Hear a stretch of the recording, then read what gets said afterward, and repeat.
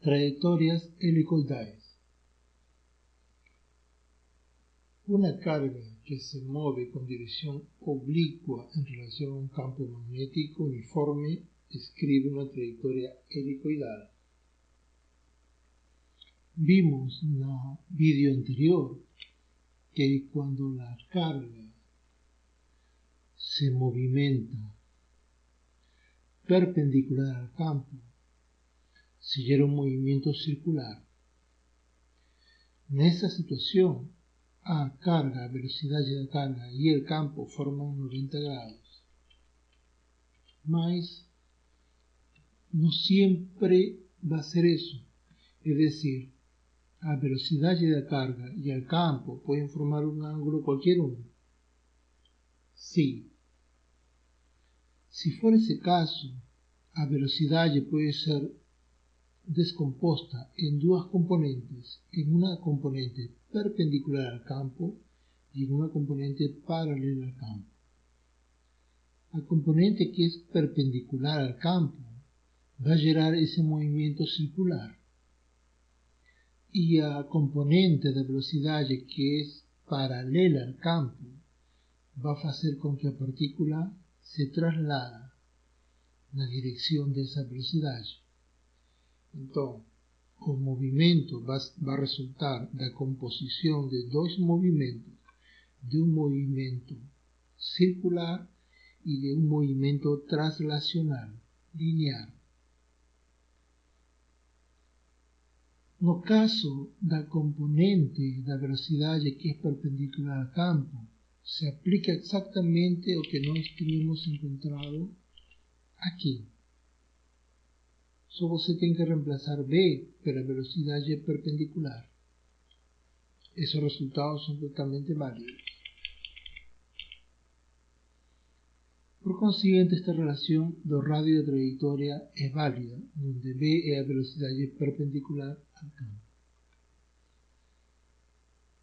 Cuando esa partícula completa una circunferencia,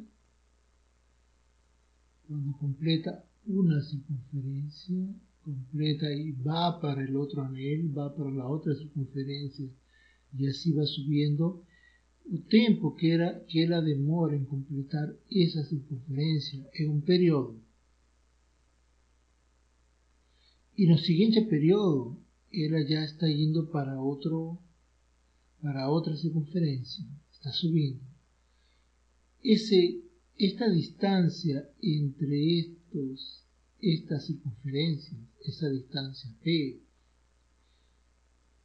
es llamada de P justamente porque es el paso de la trayectoria. Esa distancia va a ser igual a la velocidad veces el tiempo. ¿Qué velocidad? A velocidad que es paralela al campo. Veces el tiempo. ¿Qué tiempo? El tiempo de una trayectoria.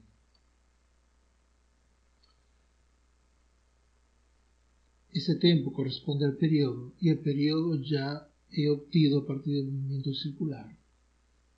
Por consiguiente, el paso tiene esta relación. Aquí vemos un ejemplo. Tenemos un electrón con una energía cinética que penetra una región donde existe un campo magnético. O ángulo entre a velocidad del electrón y el campo es 65,5 grados. Entonces ya vemos que esa velocidad y ese campo forman un ángulo. Por consiguiente, la velocidad puede ser descompuesta en una componente perpendicular y una componente paralela al campo. La componente paralela va a ser B coseno de psi y la componente perpendicular B seno de psi. Ok, tenemos que determinar el paso. El paso tiene esta relación. Conocemos la energía cinética, es decir, conocemos el módulo de la velocidad. A partir de la energía cinética conocemos el módulo de velocidad. sabemos que es un electrón, entonces conocemos la carga y la masa del electrón. Carga, masa del electrón, conocemos el campo magnético y conocemos el ángulo. Por consiguiente reemplazamos, ya que B paralelo es B coseno de 65.5, obtenemos B paralelo y reemplazamos los demás valores y obtenemos que o paso en esa situación es 9,16 centímetros. Es un ejercicio de aplicación directa y nos da una idea de escala espacial. Entonces, observen que aquí vocês têm un campo magnético constante, una velocidad que forma un ángulo cualquier con ese campo, y el resultado de ese movimiento es un movimiento helicoidal. Mas o campo constante significa que él es constante en módulo, dirección y sentido, ¿cierto? Mas un campo puede no ser constante, un campo puede ser variable, puede mudar la dirección, puede mudar el sentido, puede mudar o módulo. Vamos a supor que tenemos un campo magnético de esta forma, generado por dos anillos conductores y el campo está entre ellos. Un campo de esta forma es uniforme solo las proximidades del anillo. Cuando está a cierta distancia, el campo ya no mantiene esa uniformidad espacial. Por consiguiente, sería algo como esto. ¿Qué nos puede decir esto aquí? Que si tenemos una partícula cargada, en este caso positivamente, la presencia de este campo va a seguir una trayectoria helicoidal, ¿correcto? Sí. Mas siendo que el campo ya no es constante, el campo es variable, el radio de esa trayectoria va a mudar, ya no va a ser constante. El campo va a estar más concentrado aquí, el radio va a ser menor, el campo va a estar más disperso aquí, el radio va a ser mayor. Mas también se observan otras situaciones. Por ejemplo, observemos este punto. En este punto, el campo magnético y a velocidad están en un plano y entre ambos forman un ángulo diferente de 90 grados. El vector fuerza magnética va a ser perpendicular a este plano, ¿correcto? Y va a tener aproximadamente esta dirección. Ese vector fuerza va a tener dos componentes. Una componente perpendicular a la velocidad, lo que va a generar movimiento circular, y una componente también perpendicular a la velocidad, pero en otro sentido, en el sentido horizontal, que va a direccionar la partícula para la derecha. Esta componente horizontal va a tender con que la partícula sea elevada para la derecha. Mas conforme avanza y conforme muda el campo magnético, la componente de la velocidad se orienta hacia la izquierda. Entonces la partícula va a tender a regresar para la izquierda. Es decir, si esta partícula está en esta posición, ella tiene una componente de fuerza que puja para el centro. Si esta partícula se va al otro extremo, va a tener una componente de fuerza que o puxa nuevamente para el centro. La partícula va a estar en torno al centro, justamente por la geometría de este helicoide de radio no constante.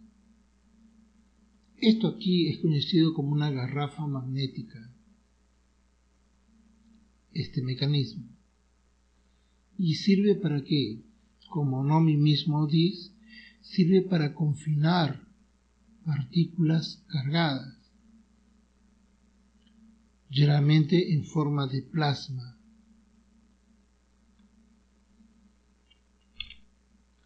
Una aplicación interesante de esas garrafas magnéticas está en este reactor nuclear de fusión. Es un reactor nuclear de fusión que está en etapa de desenvolvimiento desde el año 1968, si mal no lembro. Tiene bastante tiempo ya. El Tomahawk. Un reactor nuclear de fusión funciona en base a la fusión de elementos: deuterio, hidrógeno, y a partir de ahí obtener energía de fusión. Solo que esa fusión acontece a altísimas temperaturas. Y el material a esas temperaturas está en la forma de plasma. Ustedes ya deben percibir que un plasma a altísimas temperaturas es extremadamente peligroso si fica en contacto con otros materiales. Una forma de confinar ese plasma es a través de los campos magnéticos.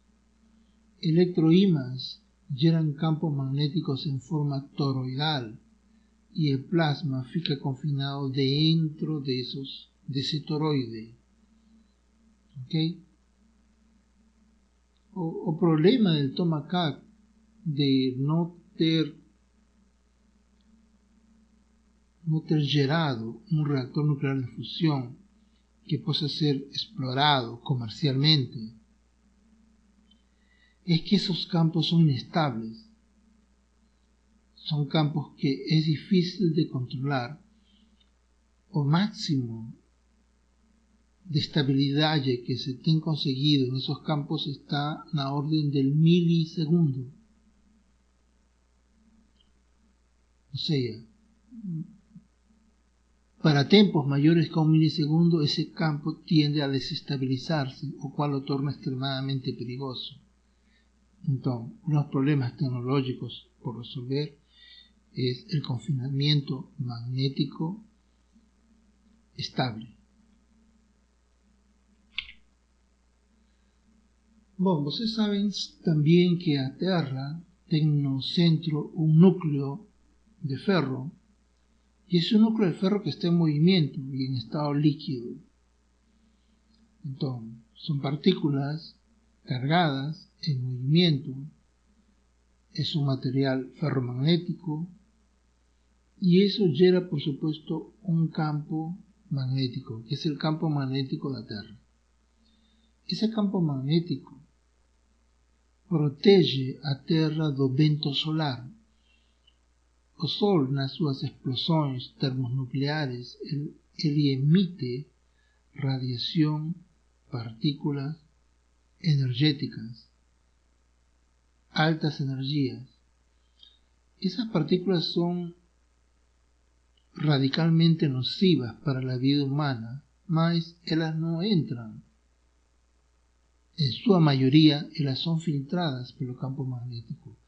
Elas entran a una especie de garrafa magnética generada por los campos magnéticos y fican oscilando de forma similar a cómo oscilan estas partículas. Eléctrons y prótons son aprisionados en los cinturones de Van Allen, excitando átomos que por su vez emiten luz. Oxígeno, por ejemplo, ser excitado por electrones emite luz verde. Entonces, esas partículas fican confinadas e interagyen con los átomos de la atmósfera de esta forma. Vean cómo realiza el percurso de tipo liquidal, pero tienden a estar en un centro. Y esto se conoce como los cinturones de Van Allen. Y esto da lugar al fenómeno de la aurora boreal. Para quien no vio una aurora boreal, aquí presento